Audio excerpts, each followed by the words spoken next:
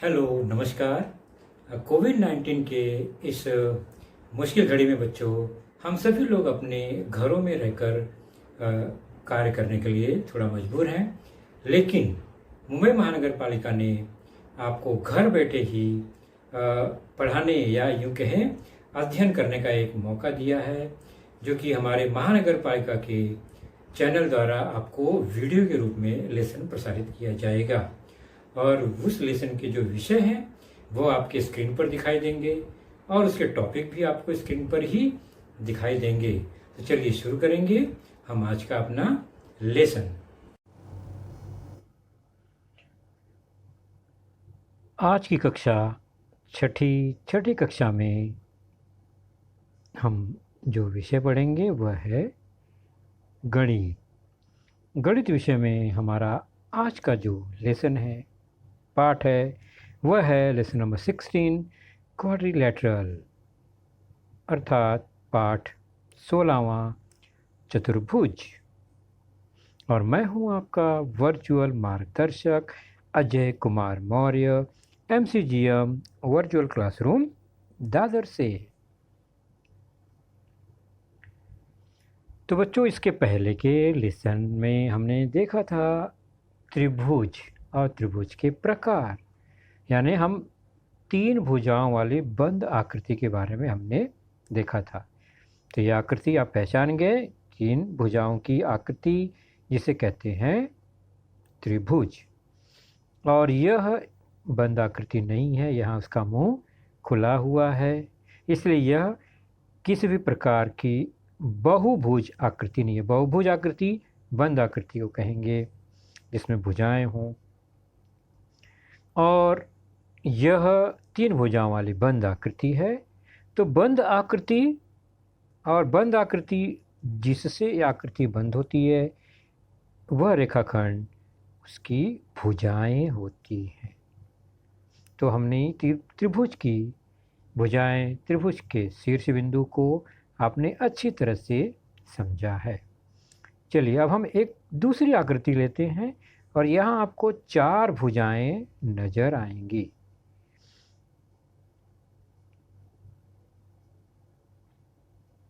हर आकृति में आप देख रहे हैं 1 2 3 4 भुजाएं हैं, लेकिन इसमें एक आकृति ऐसी है जिसमें 4 भुजाएं तो हैं लेकिन वो बंद नहीं है। तो वह किसी प्रकार का बहुभुज हम नहीं कहेंगे। बाकी आकृतियां बंद हैं और 4 भुजाओं वाली हैं। उसमें से एक आकृति कुछ अलग तरह का है, उसकी खासियत क्या है वो हम बाद में देखेंगे।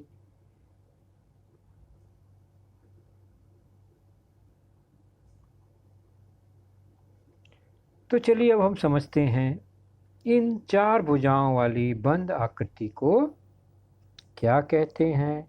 3 भुजाओं वाली बंद आकृति त्रिभुज होती है, 4 भुजाओं वाली बंद आकृति चतुर्भुज होती है। जैसे कि यह 4 भुजाओं वाली एक बंद आकृति है, ABCD नाम है उसका। दूसरी आकृति आप देखेंगे PQRS, ये भी बंद है। लेकिन एक सामान्य चतुर्भुज में एक आकृति ऐसी है दोनों में से जिसकी गिनती हम सामान्य चतुर्भुज में नहीं करेंगे, क्योंकि एक चतुर्भुज का एक गुणधर्म उसमें लागू नहीं हो पाता। किसका? ध्यान से देखिए और पहचानिए। चतुर्भुज का एक विशेष गुणधर्म है बच्चों की, चतुर्भुज की जो भुजा है उनको जोड़ने वाला रेखाखंड या रेखा जो भी है यहाँ AD, उसके एक ही और बाकी दोनों बिंदु हैं, यानी BC AD के एक ही ओर है। ये हर भुजा के लिए लागू होगा। जैसे ये भुजा AB है तो बचा हुआ दोनों बिंदु, शीर्ष बिंदु CD, वह उस रेखा के एक ही साइड है, राइट साइड में है यहाँ। जबकि दूसरी आकृति में PQ भुजा को जोड़ने वाला रेखा, ये बाकी शेष बिंदु एक ही साइड में है, यहाँ दिखाई दे रहा है। लेकिन जब हम भुजा क्यू आर को पकड़ें तो क्यू आर जो है उसकी भुजा को आगे बढ़ाने पर एस जो है बिंदु भुजा के एक ओर और पी जो है भुजा की दूसरी ओर चले जाता है। इसलिए हम ऐसी आकृति को चतुर्भुज नहीं कहेंगे। तो पहली आकृति जो है ए बी सी डी उसको चतुर्भुज कहेंगे और दूसरी आकृति को हम एक सामान्य चतुर्भुज नहीं कहेंगे। तो चतुर्भुज में चार भुजा, नाम से ही पता चलता है चतुर्भुज यानी चार भुजा, और हर दो भुजा जहाँ मिलती है उसे शीर्ष बिंदु कहते हैं। तो चतुर्भुज में शीर्ष बिंदु भी चार ही हैं। तो त्रिभुज की भांति चतुर्भुज भी एक बंद आकृति है और चतुर्भुज जिन रेखाखंडों से बनता है उसे हम चतुर्भुज की भुजा कहते हैं। और निश्चित है यहाँ पर आप देखिए तो रेख ए बी या रेखाखंड ए बी, रेख बी सी, रेख सी डी, रेख ए डी, ये सब क्या है चतुर्भुज की चारों भुजाएं हैं। और बिंदु ए बी सी डी जो है वो चतुर्भुज ए बी सी डी के शीर्ष बिंदु हैं। तो त्रिभुज में भी शीर्ष बिंदु हैं, आपने देखा चतुर्भुज में भी शीर्ष बिंदु हैं। त्रिभुज की भी भुजाएं तीन, चतुर्भुज की भुजाएं चार। तो बंद आकृति की भुजा और बंद आकृति का शीर्ष बिंदु आपने देखा। चतुर्भुज का नाम कैसे पढ़ते हैं और कैसे लिखते हैं? मान लीजिए यह एक भुजा, दूसरी भुजा, तीसरी भुजा चतुर्भुज है और उसके शीर्ष बिंदु को इस तरह से लिखा गया है ए बी सी डी। और एक दूसरा चतुर्भुज इस तरह से है जिसके शीर्ष बिंदुओं के नाम कुछ इस तरह से हैं। तो चतुर्भुज का नाम कैसे पढ़ेंगे? तो घड़ी की उल्टी दिशा में इस तरह से पढ़ सकते हैं। ए से शुरू करेंगे, ए बी सी डी, तो चतुर्भुज A B C D. B से शुरू करेंगे तो बी सी डी ए, चतुर्भुज बी सी डी ए।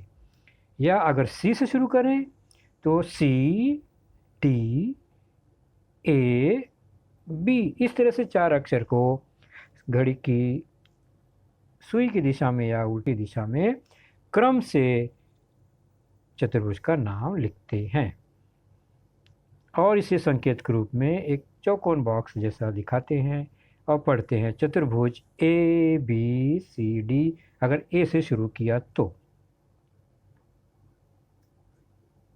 दूसरे में देखिए घड़ी की दिशा में पी से शुरू होकर P T R Z, P T R Z. अगर हम टी से शुरू करें तो टी आर जेड पी। इस क्रम में यह चार बिंदु आएंगे। तो इसका नाम हम अगर पी से शुरू करके लिखना चाहें तो पी टी आर जेड लिख सकते हैं।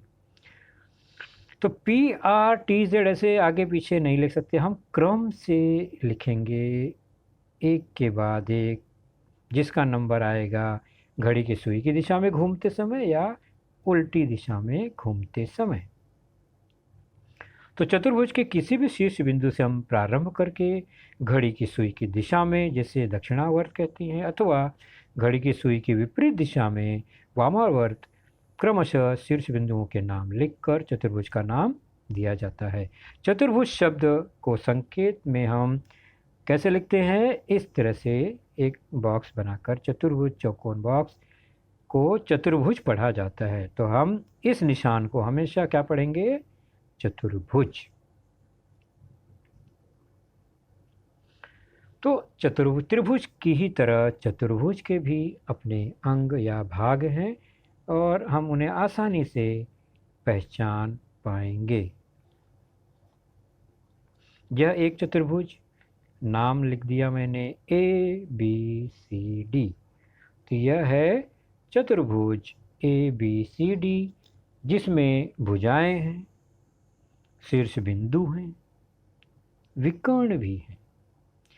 त्रिभुज में विकर्ण नहीं होता, ये विकर्ण नया शब्द है हमारे लिए, जो कि चतुर्भुज में होता है। आगे कोण, कोण तो त्रिभुज में भी था। सम्मुख कोण, यह नया शब्द है। सम्मुख भुजाएं, संलग्न भुजाएं, क्रमिक या क्रमागत कोण, ये कुछ विशेष संज्ञाएं हैं, अंग हैं चतुर्भुज के लिए। हम इन्हीं को बारी बारी से जानने का प्रयास करेंगे और बहुत ही आसान है। तो यह एक चतुर्भुज, उसका नाम, अब नाम आपने समझ लिया, कैसे पढ़ेंगे इसको? चतुर्भुज ABCD। इसकी भुजाएं, इसके शीर्ष बिंदु, इसके विकर्ण कौन से हैं? तो भुजाएं हैं AB, आपने पहचाना कि 4 रेखाखंड जिससे चतुर्भुज बंद है वह उसकी भुजाएं हैं, तो AB। उसी प्रकार यह देखा आपने, यह कलर AB का है, एक भुजा। फिर भुजा BC कहाँ है? ये रहा। फिर भुजा CD कहाँ पर है? ये आपने पहचान लिया। और भुजा AD, वो भी आपने देख लिया। तो 4 भुजाएं हैं। अब देखते हैं शीर्ष बिंदु। तो बिंदु A बहुत आसान है, बिंदु B, बिंदु C, बिंदु D। भुजाएं जहाँ मिलती हैं, 2 भुजाएं एक दूसरे को, वो शीर्ष बिंदु है। और यहाँ पर 4 शीर्ष बिंदु हैं। विकर्ण क्या होता है? तो जो शीर्ष बिंदु हैं, वो आमने सामने वाला जो शीर्ष बिंदु है, उसको जोड़ने पर जो भुजा या रेखाखंड में दिखती है, जो रेखाखंड शीर्ष बिंदुओं को, सम्मुख शीर्ष बिंदुओं को जोड़ने पर बनती है, वही चतुर्भुज का विकर्ण है। जैसे कि A और C को जोड़ा तो रेख AC ही चतुर्भुज ABCD का एक विकर्ण है। ठीक उसी प्रकार DB या BD, यह रेखाखंड भी चतुर्भुज ABCD का एक विकर्ण है, तो रेख BD। विकर्ण को भुजा नहीं कहेंगे। भुजा केवल वही रेखाखंड होती है जिससे चतुर्भुज बनता है, यानी बाहरी जो किनारा है जिससे बंद आकृति बनती है, वही भुजा होती है। बाकी जो यहाँ पर 2 और रेखाखंड है, वह भुजा नहीं है, वह विकर्ण है, AC और BD। तो यह है एक चतुर्भुज और उसका नाम चतुर्भुज ABCD। अब देखते हैं कोण। कोण कहाँ बनेगा? शीर्ष बिंदु पर 2 भुजाएं वहाँ मिलती हैं, वही कोण बनता है। और निश्चित है कि 4 शीर्ष बिंदु है A, तो कोण A बनेगा। उसी प्रकार उसको 3 अक्षर से लिखना हो तो A को बीच में रखकर और उसके पहले और उसके बाद वाले जो भुजाओं के अंत बिंदु को लिखेंगे। तो BAD, ये 3 अक्षर से कोण का नाम। उसी प्रकार दूसरा कोण B, एक अक्षर से और 3 अक्षर से लिखना हो तो B को बीच में रखकर उसके पहले के संलग्न बिंदु को लिखेंगे। A और C के बीच में B है, तो कोण ABC, B बीच में आएगा। ठीक उसी प्रकार C एक कोण है, तो कोण C लिखा, 3 अक्षर में C बीच में आएगा, नाम हो जाएगा कोण BCD। और चौथा शीर्ष बिंदु D, तो कोण D बनेगा वहाँ पर। और कोण ADC, उसका 3 अक्षर में नाम। तो 4 कोण बनते हैं चतुर्भुज में भी। अब देखते हैं सम्मुख। नाम ही है सम्मुख, मतलब सामने वाला, मुख सामने सामने हो। तो ध्यान से देखो, तो A कोण और कोण C आमने सामने वाले कोण हैं, इसको कहते हैं सम्मुख कोण। तो कोण A और कोण C या तथा C, ये कैसे कोण है? सम्मुख सामने वाले कोण। उसी प्रकार बी और डी ये भी एक दूसरे के आमने सामने हैं, इसलिए इन्हें भी कहेंगे सम्मुख कोण की जोड़ी, कोण बी तथा कोण डी। बहुत अच्छा। तो सम्मुख कोण बहुत आसानी से आपने पहचान लिया, आमने सामने के दो ही जोड़ी है यहाँ पर। अब चलते हैं क्रमिक कोण। क्रमागत कोण मतलब एक के बाद एक पास वाला, पड़ोसी वाला जो कोण है, एक के बाद एक, उसके पड़ोस में कौन सा है, उसके बगल में कौन सा है, तो क्रम से आने वाले कोण। जैसे कोण ए को अगर ध्यान से देखो तो उसके जस्ट बगल वाला कोण यहाँ पर कौन सा है, कोण बी, उसके बगल वाला, तो इसको कहते हैं क्रमागत कोण। उसी प्रकार कोण बी के बगल में कौन है, तो कोण बी के बगल में कोण ए भी है, और कोण बी के बगल में कोण सी भी उसके बाजू वाला ही है जस्ट। कोण सी के बगल में जस्ट आगे कोण डी है क्रमिक क्रम से, और कोण डी के क्रम में कोण ए है। तो ए और बी एक दूसरे के क्रमागत कोण है। बी और सी और डी और ए एक दूसरे के क्रम से यानी उसके बाद जस्ट पास पास वाले कोण हैं। हम देख रहे हैं चतुर्भुज के अंगों को। हमने शीर्ष बिंदु, भुजा, कोण, सम्मुख कोण, क्रमागत कोण को देखा। अब इस चतुर्भुज को ध्यान से देखिए, इसके नाम को देखिए और पूछी गई जानकारी को अपने नोटबुक में भरिए। कोण, क्रमिक कोण और सम्मुख कोण। कोण कितने हैं? निश्चित ही 4 कोण होंगे, उनके नाम लिखने हैं। क्रमिक कोण, क्रम से आने वाले कोणों की जोड़ी आप अपने मन से लिख सकते हैं, 4 जोड़ी। सम्मुख कोण मतलब आमने सामने वाले कोण। ध्यान से देखिए, X Y Z, W W X Y Z, ये चतुर्भुज का नाम है, और उसके इस तरह कोणों की जितने भी यहाँ नाम हैं आपको भरने हैं।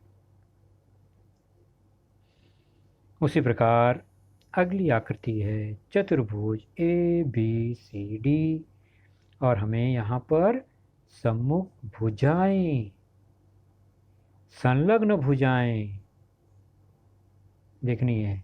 तो सम्मुख भुजाएं क्या हैं?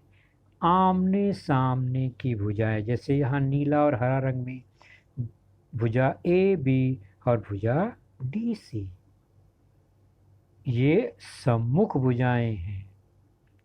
तो रेख ए बी, रेख सी डी, ये सम्मुख भुजाएं हैं। इसे हम भुजा ए बी, भुजा सी डी भी कह सकते हैं। उसी प्रकार भुजा ए डी और भुजा बी सी आमने सामने वाले हैं, तो इसे हम सम्मुख भुजाओं की जोड़ी कहेंगे। तो रेख ए डी और रेख बी सी या भुजा ए डी, भुजा बी सी, ये सम्मुख भुजाएं हैं। तो ये अब देखते हैं संलग्न भुजा, यानी एक दूसरे से लगी हुई भुजाएं। तो अभी देखा हमने, ये है ए बी एक भुजा और यह है बी सी दूसरी भुजा। ये दोनों एक दूसरे से लगी हुई हैं, एक शीर्ष बिंदु दोनों में है, कॉमन है, इसलिए इसे कहते हैं लगी हुई, पड़ोसी, संलग्न भुजाएं। तो रेख ए बी के साथ लगी हुई भुजा कौन सी है? रेख बी सी। ऐसे ही चारों जोड़ियां हैं। रेख बी सी के साथ लगी हुई रेख डी सी है या सी डी। रेख सी डी के साथ लगी हुई और दूसरी जोड़ी है रेख ए डी, और रेख ए डी के साथ लगी हुई संलग्न भुजा है ए बी। तो इस तरह संलग्न भुजाओं की 4 जोड़ियां हैं, सम्मुख भुजाओं की 2 जोड़ियां हैं।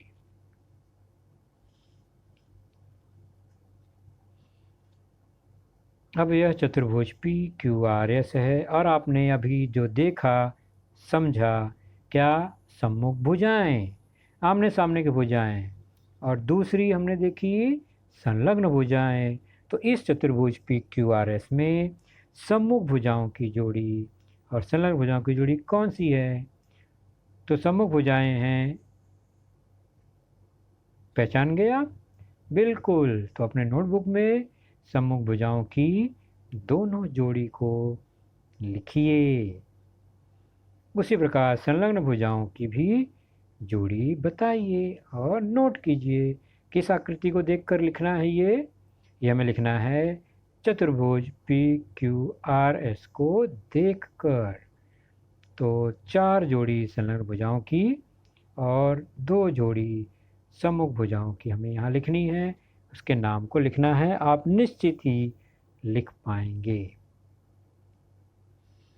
चलिए, तो ये 4 भुजाओं वाली बंद आकृति देखा। उसी प्रकार और अधिक भुजाओं वाली बंद आकृति भी होती है, उनके नाम को हम जान लेंगे। जैसे कि ये 1, 2, 3, 4, 5 भुजा की एक बंद आकृति है। तो 5 भुजा है, इसलिए इसका नाम पंचभुज। तो इसमें भुजाएं कितनी हैं? 5। दूसरी आकृति 1 भुजा, 2 भुजा, 3 भुजा, 4, 5, 6 भुजा की आकृति। तो 6 भुजा से ही षटभुज के 6 के लिए दर्शाया जाता है। षटभुज यानी 6 भुजा। तो बताइए इस आकृति में कितनी भुजाएं हैं? गिनिए साथ साथ। 4, 5, 6, 7। 7 भुजा है, सप्तभुज। सप्त 7 के लिए दर्शाया जाता है। तो सप्तभुज यानी 7 भुजाओं वाली बंद आकृति। अब ये है नाम देना अगर इसको, तो हर शीर्ष बिंदु पर अंग्रेजी के अक्षर हम लिखेंगे और घड़ी की सुई की दिशा में या उल्टी दिशा में क्रम से इसके नाम को हम बहुभुज का नाम देंगे। तो षटभुज का नाम यहाँ है ABCDEFG। तो इस आकृति का नाम है 6 भुजा वाली। कौन सी आकृति होती है? 6 भुजा है कि 7 भुजा है? गिन लीजिए। 7 भुजा है। तो इस आकृति का नाम सप्तभुज। इसमें भुजाएं कितनी हैं? निश्चित ही 7 भुजाएं हैं। शीर्ष बिंदु कितने हैं? वो भी 7 हैं। और कोण कितने हैं? वो भी 7 हैं। और आपको क्या करने हैं? इन 6 भुजाओं, सॉरी कोण, भुजाएं 6 लिखा मैंने, क्या सही है ये? गलत। 7 भुजाएं होनी चाहिए। तो आपको 7 भुजाओं के नाम यहाँ लिखने हैं, जगह कितनी भी हो। शीर्ष बिंदु कितने हैं? मैंने लिखा 6। सही है ये? बिल्कुल नहीं, गलत है ये। 7 शीर्ष बिंदु हैं। ABCDEFG ये सब शीर्ष बिंदु हैं। सभी के नाम लिखने हैं आपको सही सही। कोण कितने हुए? तो कोण भी 7 ही होने चाहिए। तो ये जो आपको 6 दिख रहा है उसको आप देख के भटकना नहीं है। आप आकृति को देखिए, में गिनिए, तब जाकर यहाँ पर लिखिए। ये 6 जो लिखा है वो गलत है, आप उसे काट दीजिए। बहुत अच्छा। चलिए अब हम चलते हैं, आकृति को देखेंगे, उनकी भुजाओं की संख्या लिखेंगे, उनके नाम को भी पहचानेंगे। यह आकृति कौन सी है? यह है पंचभुज। 5 भुजा है। तो उनकी भुजाओं की संख्या लिखनी है, तो वो है 5। Very good. यह आकृति कौन सी है? ध्यान से देखिए। इसमें 8 भुजाएं हैं, अष्टभुज। तो 8 भुजा अष्टभुज नाम हुआ। इस आकृति को देखिए, 4 भुजा चतुर्भुज, भुजाएं 4। अगली आकृति को ध्यान से देखिए, कितनी भुजाएं हैं गिन लीजिए और फिर उसके हिसाब से उसका नाम बताइए। 7 भुजा है तो सप्तभुज, भुजाएं 7। यहाँ पर भुजाएं तो 6 ही दिख रही है, षटभुज। कभी कभी षटकोण भी कहते हैं, कोण से भी नाम दे सकते हैं, लेकिन सामान्य तौर पर हम भुजाओं से ही नाम दे सकते हैं। 3 भुजाओं वाली आकृति त्रिभुज, आपने जानी पहचानी आकृति है, भुजाएं हैं 3।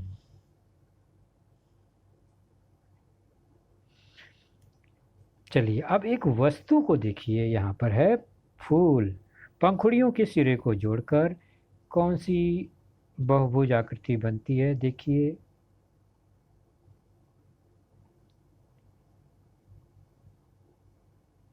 ओह, कितनी बनी, पहचाना आपने? कितनी भुजाएं हैं? 8 भुजाएं हैं इस फूल की पंखुड़ी के हिसाब से। इसका नाम हो गया अष्टभुजाकार आकृति। तो भुजाएं कितनी हैं, पहचाना आपने? 8, बिल्कुल सही। तो इस आकृति को देखिए, बताइए कितनी भुजाएं हैं इसके शीर्ष को जोड़ने पर? तो वह है 4, तो इसका नाम हुआ चतुर्भुज। और भुजाओं की संख्या बताने की आवश्यकता नहीं है, आप स्वयं अच्छी तरह से जानते हैं, इसमें 4 भुजाएं होती हैं।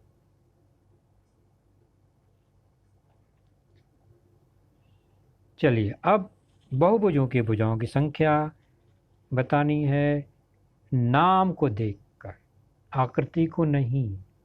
तो ये टेबल पूरा करना है, नाम लिखा होगा, भुजाएं कितनी हैं वो लिखनी है। पहला है चतुर्भुज, भुजाएं कितनी होंगी? दूसरा है अष्टभुज, भुजाएं कितनी होंगी? पंचभुज, कितनी भुजाएं? सप्तभुज, कितनी भुजाएं? षटभुज, कितनी भुजाएं? तो हमें उसके नीचे भुजाओं की संख्या लिखनी है। तो चतुर्भुज में 4 भुजाएं, वेरी गुड। अष्टभुज में 8 भुजाएं, पंचभुज में 5 भुजाएं, सप्तभुज में 7 भुजाएं और षटभुज में 6 भुजाएं होती हैं। अब बताइए इसी अनुसार इसके शीर्ष बिंदु कितने होंगे? प्रत्येक आकृति के शीर्ष बिंदु, तो षटभुज के, चतुर्भुज के 4, अष्टभुज के 8 शीर्ष बिंदु, पंचभुज के 5, सप्तभुज के 7 और षटभुज के 6 शीर्ष बिंदु होंगे। कोणों की संख्या भी आप आसानी से बता पाएंगे, जितने शीर्ष बिंदु उतने कोण।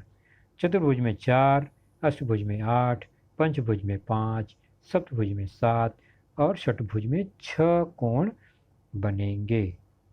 चतुर्भुज में 4, अष्टभुज में 8, पंचभुज में 5, सप्तभुज में 7 और षटभुज में 6 कोण बनते हैं।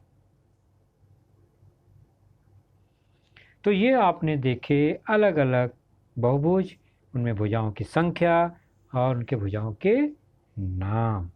भुजाओं के नाम से मतलब भुजाओं की संख्या से बहुभुज के नाम। बच्चों, क्या आप जानते हैं कि त्रिभुज के तीनों कोणों का योग कितना होता है? हमने पिछले लेसन में देखा कि त्रिभुज के तीनों कोणों को अगर हमने माप के उसका योग किया तो कितना होगा? किसी भी त्रिभुज का तीनों कोणों को बारी बारी से नापते हैं। एक कोण 34 का है, यहाँ एक 90 अंश का है और दूसरा अगर यहाँ मापा हमने, मापने पर पता चला वह 56 अंश का है। तो त्रिभुज के इन तीनों कोणों को जोड़ते हैं। हर त्रिभुज में हम माप अलग अलग हो सकता है, लेकिन तीनों कोणों को जोड़ें तो कितना होगा? 180।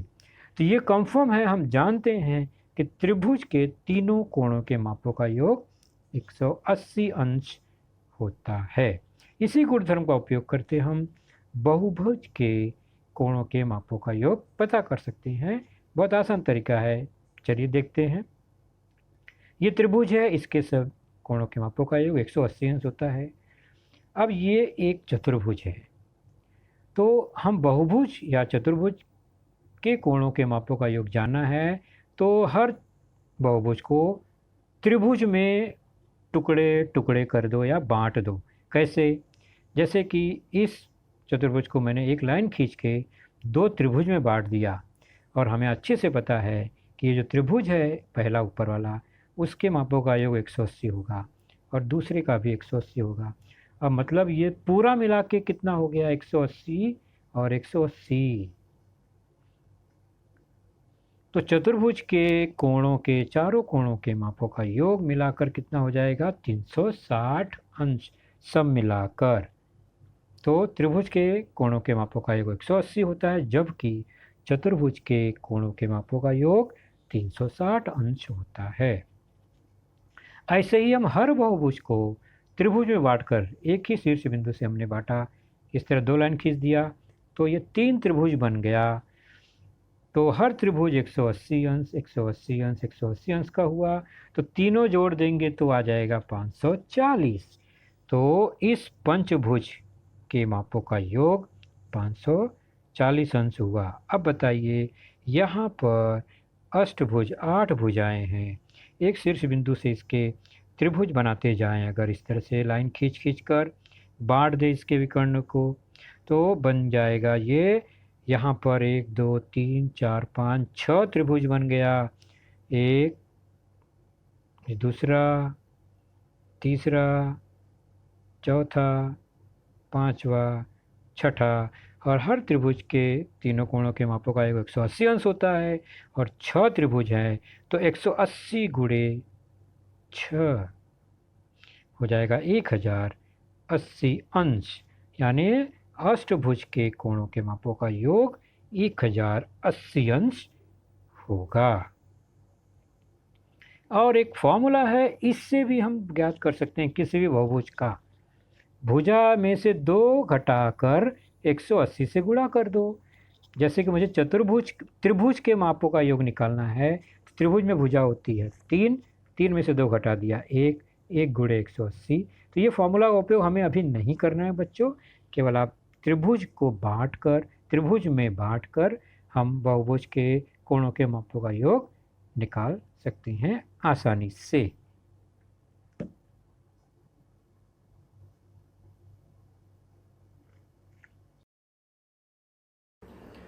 तो बच्चों, आपने देखा आज का लेसन, उसके प्रमुख मुद्दों को ध्यान से बार बार दोबारा देखकर समझने का प्रयास कीजिए, क्योंकि एक बार देखने पर किसी को भी वो पूरा मुद्दा समझ में नहीं आता।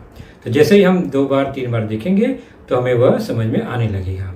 और इसके आगे की जानकारी जो होगी बच्चों, वह निश्चित ही हमारे अगले वीडियो में होगी। तो उस वीडियो को देखने के लिए, उसकी सूचना प्राप्त करने के लिए जो नीचे सब्सक्राइब का बटन होता है उसे ज़रूर प्रेस कीजिए और नोटिफिकेशन ऑन रखिए, ताकि जैसे ही हमारा लेसन चैनल पर डाला जाएगा आपको वह तुरंत प्राप्त होगा। तो अपना ख्याल रखिए, सुरक्षित रहिए। Thank you.